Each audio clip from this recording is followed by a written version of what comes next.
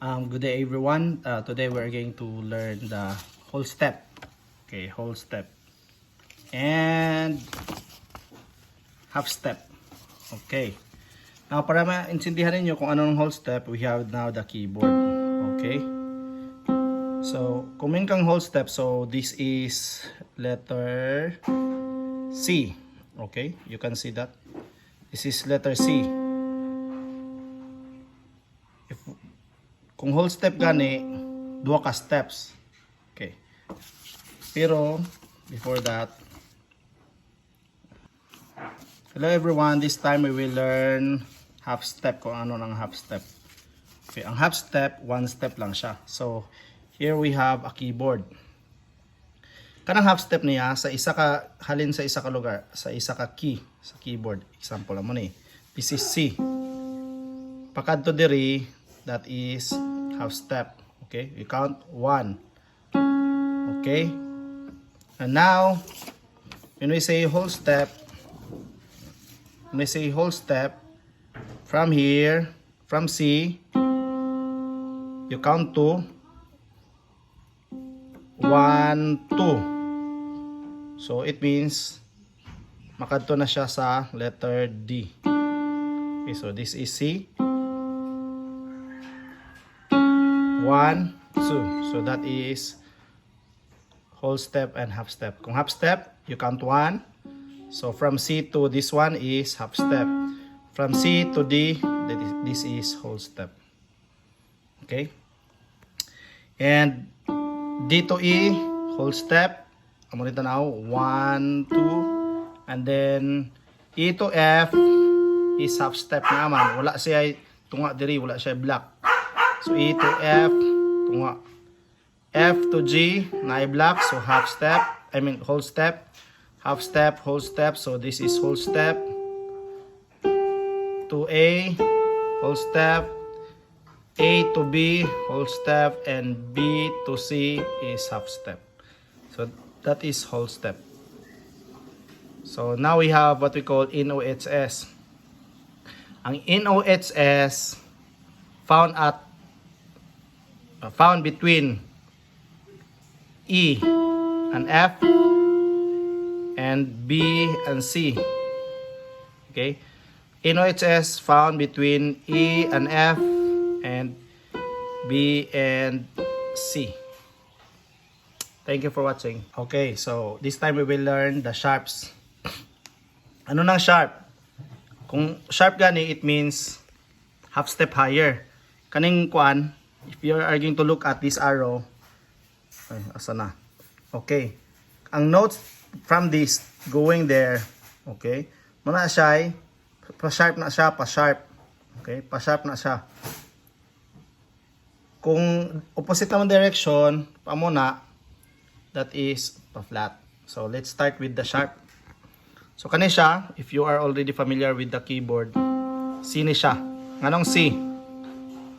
Tapad sa duha ka block keys. Actually, ang block keys gi-divide or i-group into 2. Atay duha ka keys kani, and then antay group sa 3. Okay, group sa duha, group sa 3. Ang tapad anang group sa 2 diri sa left side mo ni say C. From that C, pasunoro na lang na nimo C, D, E, F, G, A, B, C. C, D, E, F, G, A, B, C. Okay. So, ang next niya nga note, when we say sharp, it's half step higher. So, amo na siya. So, this one is what we call C sharp. C, mo half step higher ka, so it will become C sharp. D, D sharp. E, F, F sharp. G, G sharp. A sharp, B, C. Okay, so that is sharp. This time, let's have the flat. When we say flat, pakadto dito ang direction to the left side. So mag-start ta diri. Example diri. Okay, so C, B. When we say flat, you play the note half step higher. So kung B ni siya, this will become B flat. This one A, and this one amo ni siyang pinakalapit niya, it will become A flat. So A flat. This one G, it will become G flat. F, this is E, and this will become E flat. D, this will become D flat, and C, and so on. So balik-balik lang na, the same again. Kung C ni siya, kung C ni siya, parehas na sila. B, B flat, A flat, G, G flat, F. Parehas na sila pasunod. Thank you for watching. That is for G flat, or G flat, flats. Now this time we have what we call inharmonic. When you say inharmonic notes gani, isa ka note nga lain-lain og galan. Okay, for example, this one. Point lang nako ah. Kung i-diretso na ko siya point, automatic na siya duha ni kabilog ngalan. So this is what we call C sharp or D flat. Why man C sharp? So this is C. So if gikan ko the C, mana ko this is C sharp. Pero kung mana ko D, this is D flat. So that is what we call inharmonic. Inharmonic. Okay? So C sharp or D flat. This one D sharp or E flat. Okay? F sharp or G flat. G sharp, A flat. A sharp or B flat, and C. Thank you for watching. So this time we have the key signature. So when we say the key signature, that is a direct relationship with the major scale pattern. Okay. If you are in my discussion this morning or wala, o pamati na lang. So when we say key signature, mo follow ta sa whole, half, whole, half. Muna siya atong na-learn sa previous nga mga videos. Okay? So una is whole, half. So let's start with major, key of C major. Ang key of C major, wala siya sharp or flats. So mupalo siya og whole, half. Whole, half. Ang major scale pattern, automatic na siya. Kung imo na siyang tunuhon, do, re, mi, fa, sol, la, ti, do na siya. Okay, so this is key of C major. So you start with C. Kung ano kasi ang key, dira po ka siya mag-start sa letter. And amo po na siya nga letter ang ma-end. So if this is C, diri po ka mo end sa C. Okay, let's start with C.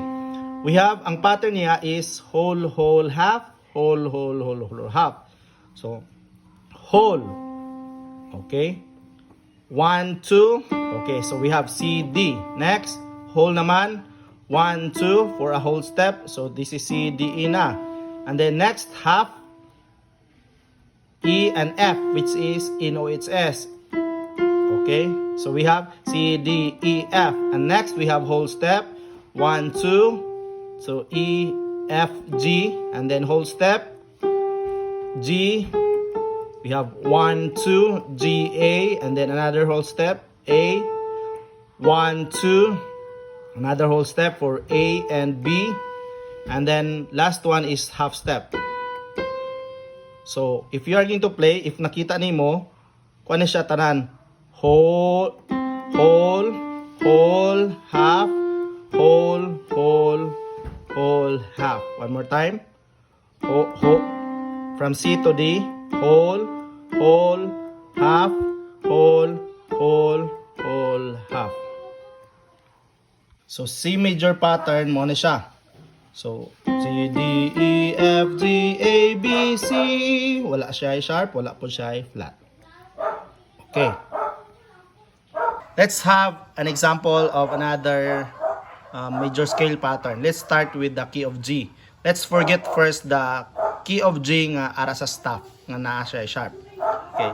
Let's start with the pattern which is whole, half, whole, half. Again, duha ka whole, isa ka half, tatlo ka wholes, dayon isa ka half. Okay? So we have from G, whole, half, whole, dayon isa pa gid ka whole. Isa pa gid ka whole. Remember that this E and F is only half step, so you add one more step. So mahimo na siyang this one. Okay, from this to this. So what is this name? That is F sharp. So we have E, F sharp, and then half step is G. So you will have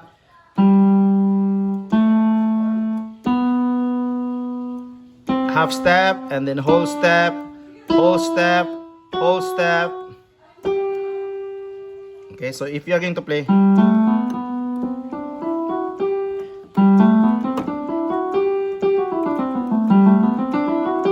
okay, so perfect na.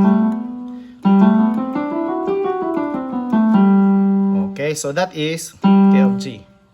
Let's have key of A. In the key of A, you have to start with the A. So we have whole, whole, half, whole, whole, whole, whole, half. So we have A, whole step, and then whole step, and then half step, and then whole step, and then whole step, and then whole step. So tatlo ang sharp. We have F, C, G. Oh, try to look at A,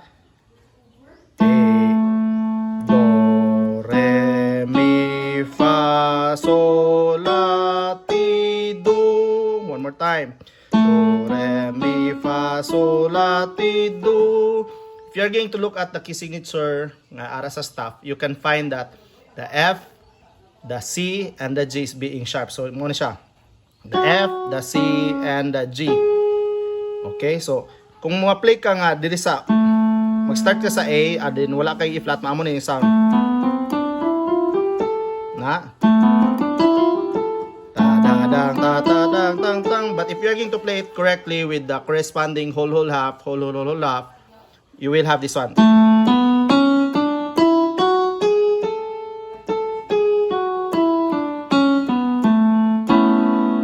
Okay, thank you. Let's have an example of the key of F major. When we say key of F major, you will start with, in the F key. So again, we will follow the pattern which is whole, whole, half, whole, whole, whole, whole, half.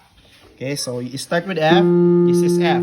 Okay, besides the three black keys sa left side, this F. So we have whole, whole, half, whole, whole, half, whole, whole, whole, half. Again, from F, whole, whole, half, whole, whole, whole, half. So if you're going to play it,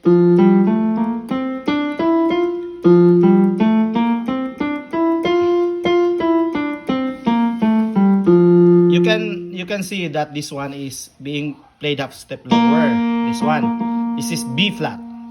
Okay, in the key signature of F major, this is B flat. Okay, why B flat? Why B flat? Because in the pattern you will have whole, whole, half. And why not A sharp? Why not A sharp if this is A sharp? In harmonic, we have A sharp or B flat. Why use the letter A sharp from F, G, A sharp, and then C? Because in the major scale pattern, we will be using the sequence, meaning pasunod siya, the next letter. So, the next letter sa F is G, then we have A, then we have B. Pero hindi siya pwede because we need to follow the whole, whole, half, whole, whole, half. So, it should be, after sa duha ka whole, whole, and then B supposed to be, pero it should be played half step lower. So, you have the B flat. Okay, so before you are going to proceed to C, so you have this one. Okay, that's all. Thank you. Bye-bye.